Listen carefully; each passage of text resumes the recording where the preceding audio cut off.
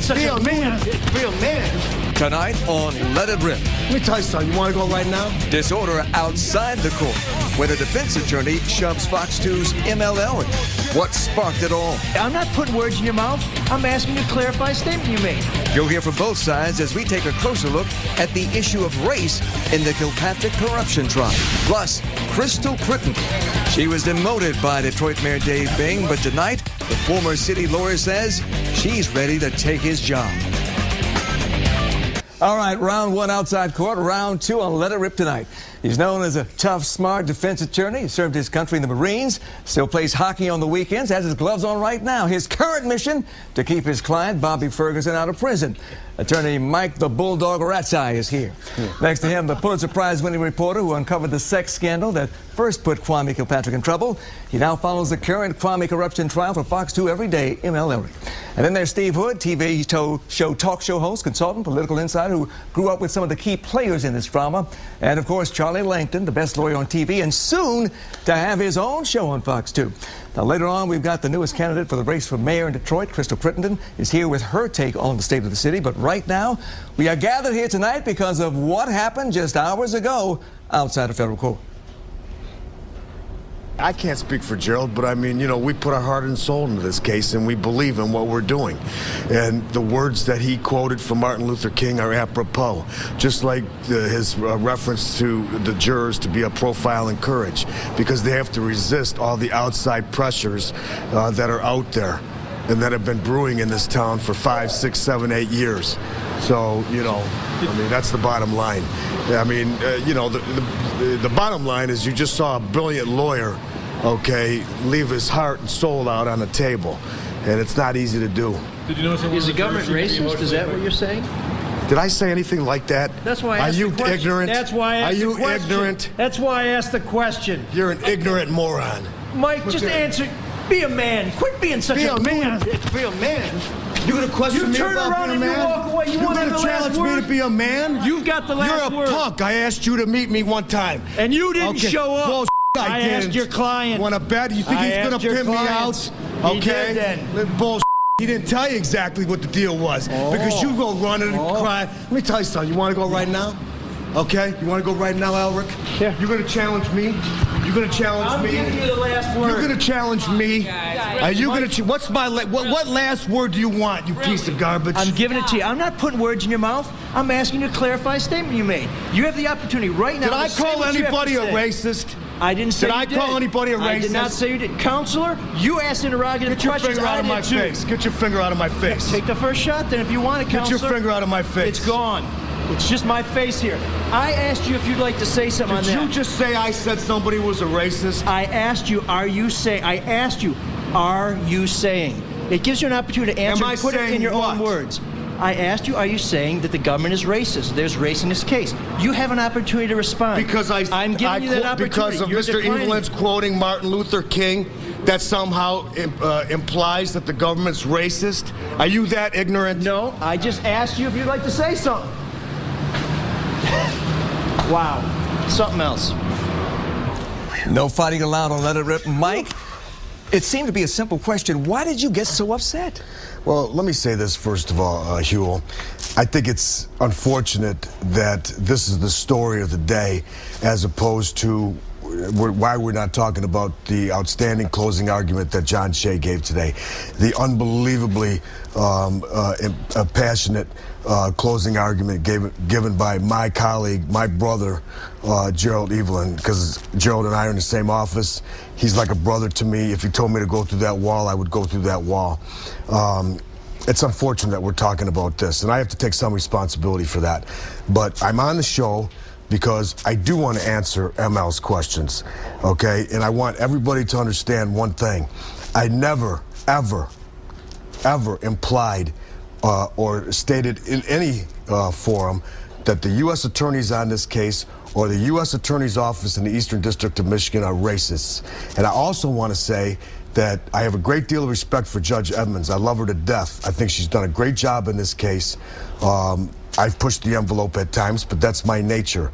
But she's not a racist. So I want everybody to know that I don't think that anybody's a racist in this case. Okay, so we cleared that up? Have we cleared that up? Straight up. Okay, so, you know, I wish we were talking about the closing arguments, but it is what it is. Now, I took offense to the question because of the fact that when we came out of court today, my brother laid his heart and soul on the line, and he put it out there for everybody to see. And Martin Luther King is somebody that is a very important figure in Gerald Evelyn's life. And I'm sure that he's an important figure in your life as well. Absolutely. And without Dr. King, you and people like you and Mr. Evelyn may not be in the positions that you are. No question. And Mr. Evelyn, who like I said, he's my brother. He's been my office mate for 8 years. I know how much Dr. King meant to him. And when he was trying to quote Dr. King at the end of his closing argument, he definitely teared up, and it was tough for him to get those words out, and it was tough for me to watch him, okay, struggle to get those words out. So when we came out of court, I had no intention of talking to the press today at all. We couldn't get out through one door because it was locked, and I stood there and I waited, you know, for the crowd to clear it. Unfortunately, I got the microphone stuck in my face, and all I was really talking about was that Mr. Evelyn, his references to JFK's book, Profile in Courage, was apropos. I was talking about, you know, how he had put his heart and soul out on the line, how we as lawyers in this case, okay, have put everything, and so has the government lawyers, to their credit. So that's what I was talking about, and I took offense to that question. And your take, ML, on what happened? Well, first of all, you know, we're wearing hockey gloves because Mike and I both play hockey. Mike plays very well, I play terribly, but this is how it works in hockey and a lot of sports. You play the game, you line up against each other, you breathe in each other's face. Game's over, you shake hands, you're friends, you meet at the bar. And I think that's where we're at. This is the Mike Rataj that I know. This is the angelic. I don't know if I'd go that far. This is the angelic Mike Rataj. So that's my Mike Rataj. But the reason why I asked that question was not to set anything off. Believe me, if I'd known we'd be talking about this tonight, I'd rather be home with my family. But there's a lot from the beginning of this trial, from voir dire, where we picked the jury, these guys picked the jury questionnaires, some of the questioning, and even in the closing arguments, race has been a part of this. There's been a talk about a diverse jury. There's been a talk about these men trying to get work to people from Detroit, black people, helping. Bobby Ferguson feels strongly about his people, helping them. There's been talk about the pressure on people. You know, can you resist this crush to presumably convict these guys? It wasn't said explicitly in court, but that's why we come out afterwards and ask these questions. And I'll tell you, one of the real problems, and it's something that we've had for months, is these guys do a great job in the court. We can't show you that. Excuse me. We can't show you that because we can't get inside cameras inside the courtroom. So we have to talk to these guys on the street and say, can you explain to us what you meant? Can you tell us again what you told the jury? Because we don't want to put words in their mouth. We want them to say what they mean, because what they have to say means something. What we have to say, we're just filling in the gaps to help people understand that. But the bottom line is that we don't like to talk about it every day, but frankly, Steve, race is always a subtext in a trial of this magnitude. Huge subtext. I mean, if you look at the majority of the guys that are saying that they were extorted, you know, you have the Suaves, you have the Synagro, all right, but you also have the Lakeshore Engineers, which is a multicultural company, but it all appears to be racially motivated, and it doesn't help that the hue of the skin of the defendants is at the darker end. It doesn't. It's there. It's a stark thing. And in reality, what I see and what a lot of people see through this is that you have a multicultural group of Geppettos holding the strings of Pinocchios on both sides, cigar-smoking Pinocchios on both sides. You have both the witnesses for the prosecution looking bad. You have his defendants looking bad. It's a mess, and it was all about money on both sides. Everybody's guilty in this, and it's a horrible thing to see how these people who started off friends got bought off, how these people got hooked on money. You know, we'll see what the jury says. So you're essentially saying that the fact that Tony Suave, a billionaire or near billionaire, was not charged, that Synagro officials higher up were not charged. That's right. Is what is problematic for you. It's problematic for me. It's problematic for a whole large part of Detroit, because we can't understand who's the real victim here. who really did the bribing or who was extorted. I mean, you can't understand. And it looks like the big white guys made a ton of money. These little black guys wanted to make money off of it. Charlie? One of the government's main objectives in this case is to make Kwame Kilpatrick look bad, and anybody associated with Kwame Kilpatrick look bad. And they started before he became mayor. And that's a strategy that the government uses for a lot of reasons that very specific we could go into. But that's the strategy. Today, what I saw in closing argument, I have to admit, is a little boring for my liking, but nevertheless, the government said that here's a guy named Bobby Ferguson who worked, who paid taxes on everything. There's not one tax charge in this case. And he provided jobs for people, jobs for Detroiters, jobs for minority people. And that is a good counter to what the government wanted to do. I thought it was a good... There's certainly enough in this case for a jury. If they want to convict, they can convict. If they want to acquit, they can acquit. Let me play devil's advocate. Gerald Evelyn, in his closing arguments today, was forceful, emotional. He cried when he spoke about Dr. King. And I think the quote was essentially that where a man or woman stands in times of comfort and convenience is not the real measure of their worth in times of challenge. And that he implored the jury to acquit Bobby Ferguson because of the challenge from outside forces. But in so doing, in crying, in mentioning King, I hear that there was a juror, a black juror, who also cried when those words were mentioned.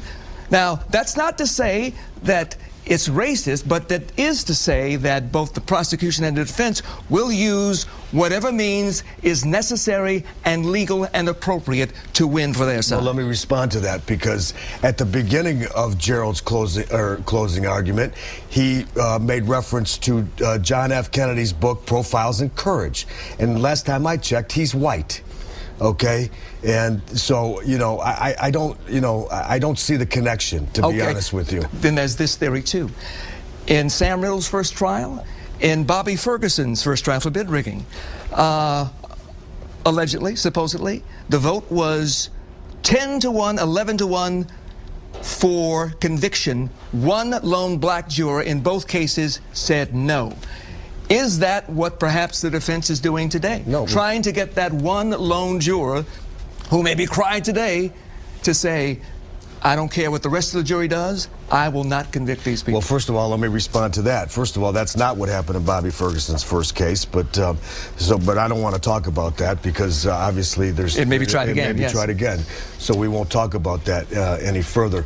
But, I mean, just generally speaking, Huell, as a criminal defense lawyer, in some cases you are playing to a couple of different jurors. And it may not be race may not have anything to do with that. It may have to do with something else. And you may be playing to that one or two or three persons, if you will. So, you're looking for any connection. You're looking to make a connection with people. But let's say that the government wants to prove that Bobby Ferguson got all the contracts in Detroit, that he got all kinds of money, and there was preferential treatment of Bobby Ferguson. And I think the counter from what I'm hearing from the defense, though, is that Bobby Ferguson, again, worked hard to get this. And yes, he did go out and try to get minority contracts. It was a preference. There's nothing wrong with that. In fact, that's legal. And that's what was going on. So there's the counter. You want to call it race? That's just minority preferences. And it does happen in Detroit, and that's not a bad thing. Meanwhile, tomorrow we get rebuttal arguments for the prosecution, and we get Mike Rataj and Emil Elric in the courtroom together. How are you guys as of today? I'm going to, after this trial's over, I'm going to take them out and I'm going to buy the first couple of rounds. How's that? Okay? All right? Now, are those rounds from a 30-06? What are we talking about? No, whatever you like to drink, Mel. I mean, beer, vodka, whatever it is. But I'm buying, so how about that? Reporters and attorneys have a symbiotic relationship. Yeah. We work with each other all the time, and we depend on each other to get the job done. And I appreciate the job that the press does. I don't always agree with it. In this particular case, I believe that I've been outspoken in some instances, that I felt that the coverage was lopsided, but it is what it is. We can't control that. We can only control what goes on in that courtroom, and we try in some instances to control what goes out on the street. But I mean, in this particular case, Huell, the government has had the benefit of almost 8 years of negative coverage against Mr. Kilpatrick, Mr. Ferguson. And at some point, you have to go out there and try to level the playing field if you can. Okay. And that's what we tried to do. Well, look, I appreciate you being here tonight, Mike. I really do. Valentine's Day. Valentine's Day. And much more to come. Look, and if I am ever indicted, you'll be the first person I call. Can I shout out to Pam? I love you, Pam. Thank you, guys. All right, still to come. She's a former top city attorney for Detroit who fought hard against the consent agreement with the state. Tonight, Crystal Crittenden is ready to let it rip about her run for mayor and her plan to lead the city to a brighter future. Stay with us.